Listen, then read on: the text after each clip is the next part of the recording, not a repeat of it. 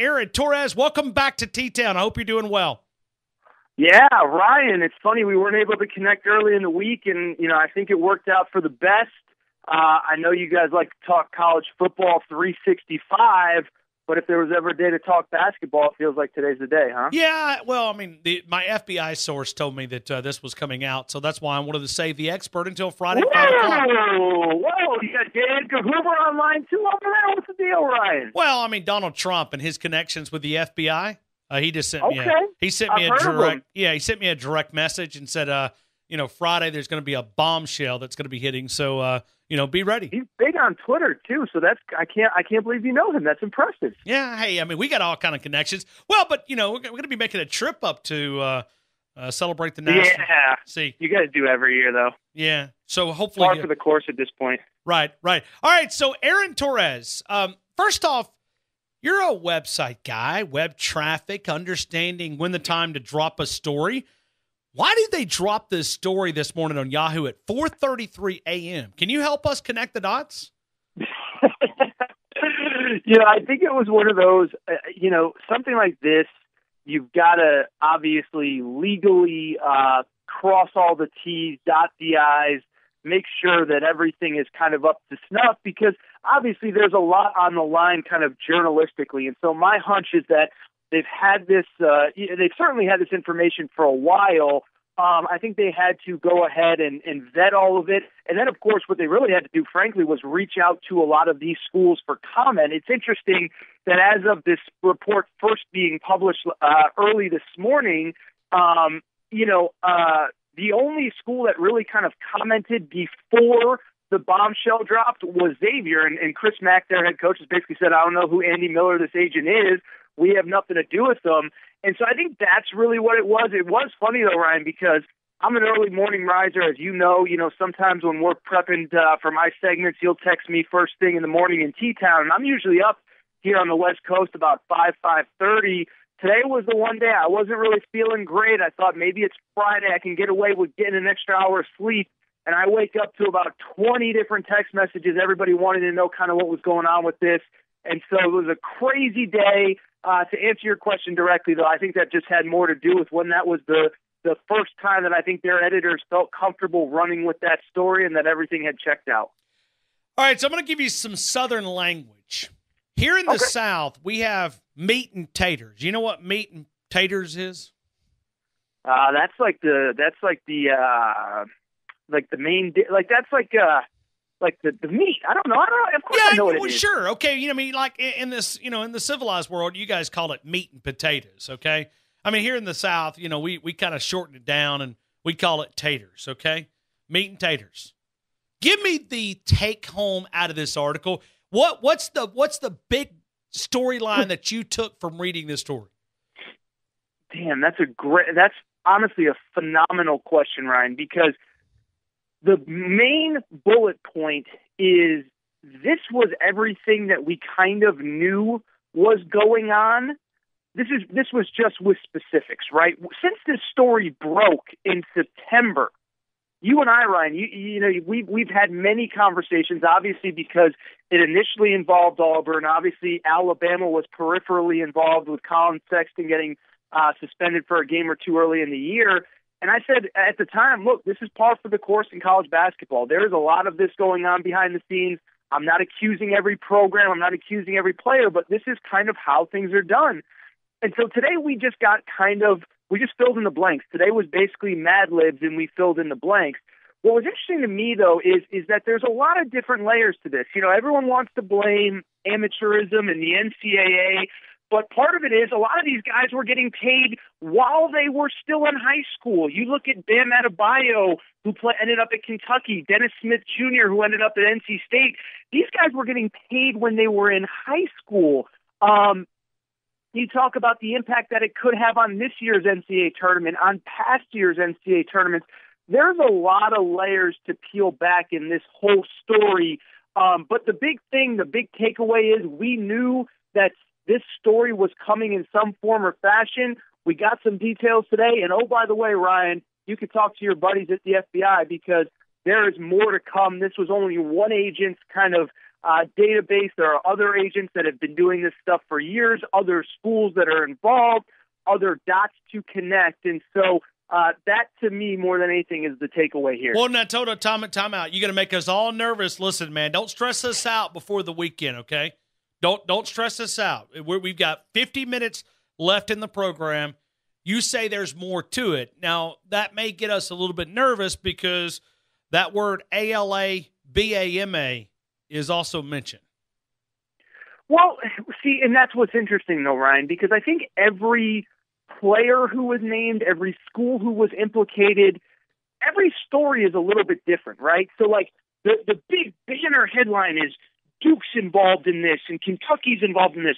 Well, if you look at the Duke quote-unquote involvement, it was a player's parent taking a $100 meal, and Duke has already said, no, this kid's eligible. We're not sitting him. Kentucky, it was a similar deal with the current player on their roster, Kevin Knox, alleged to have taken a meal. His father has come out and said that never happened. John Calipari said, we expect to play him tomorrow when they take on Missouri. And so with Alabama, it's much the same. To me, I don't know this for sure, and maybe you have better sources inside those four walls there in Tuscaloosa.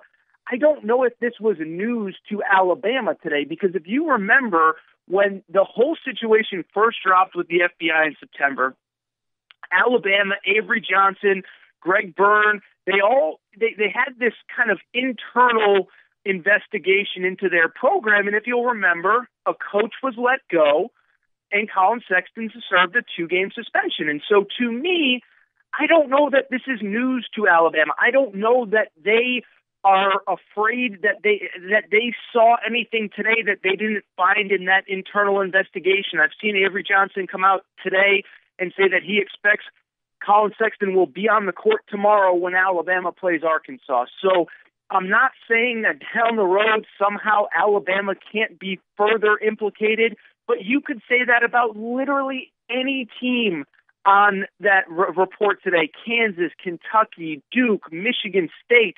I think today, I don't think it was a bad day for Alabama. I don't think that anything that came out in that Yahoo report isn't stuff that Alabama already knew. I don't want to read a tweet, but I'm going to.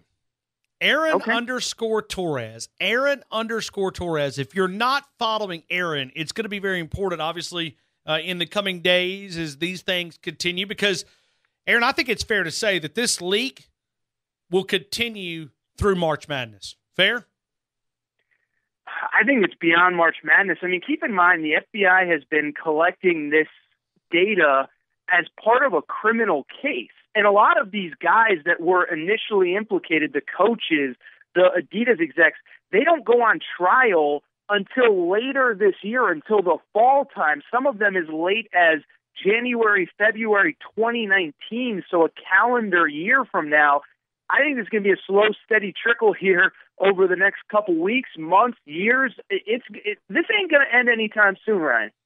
All right, so I want to go to a conversation. You put up a quote here, Duke men's basketball statement from Duke University AD Kevin White. Credit to Duke, it was borderline reckless by Yahoo to include Wendell Carter in their report. Elaborate on that a little bit.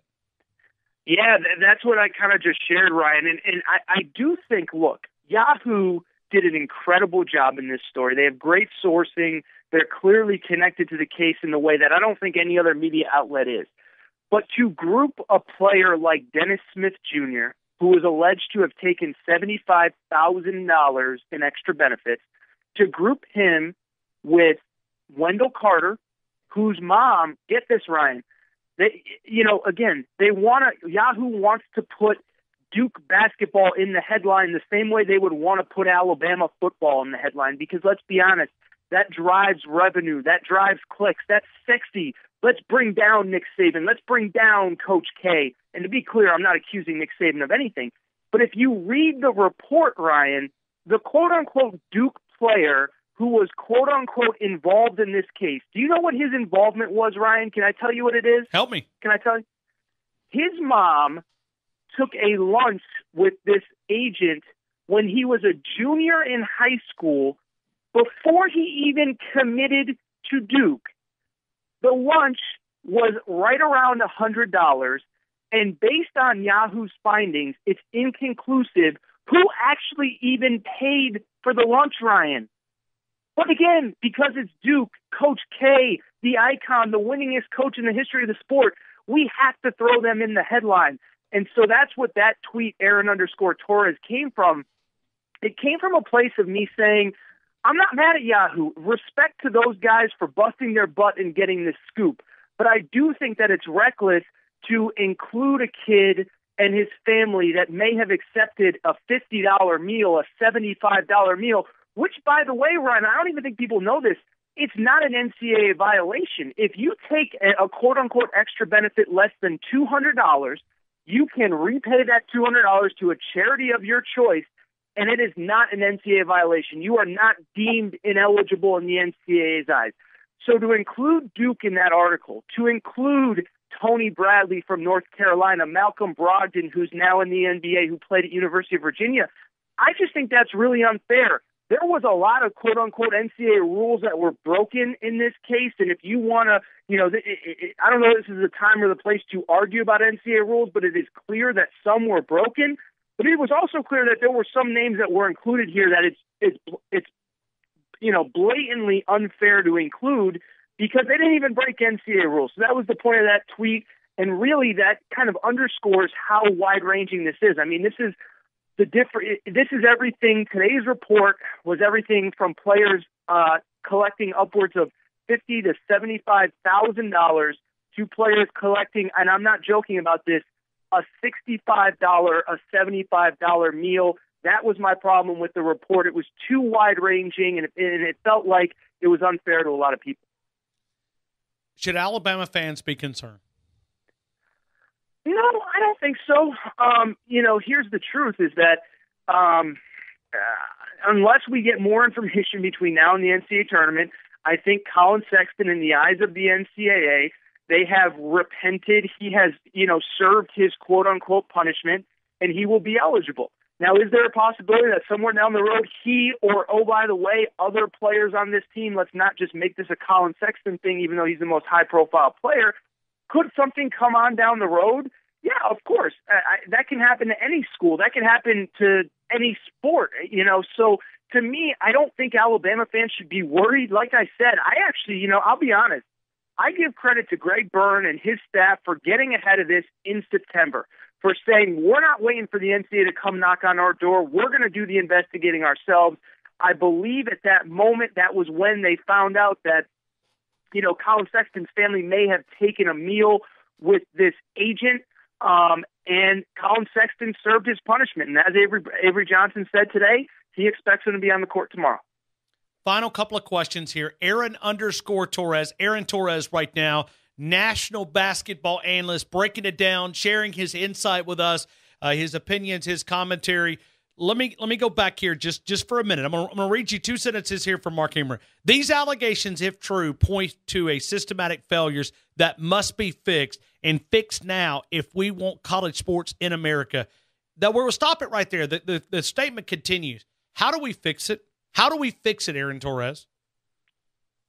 Listen, in this particular case, now basketball is different than football because basketball, it's a lot easier at 13, 14 years old to identify a future superstar, a future player that could make $100 million. But here's the deal, is that this is not just an NCAA problem. This is an NBA problem as well because keep in mind, everyone wants to blame the NCAA. The NBA is saying, you guys cannot come to our league until you're 19 years old.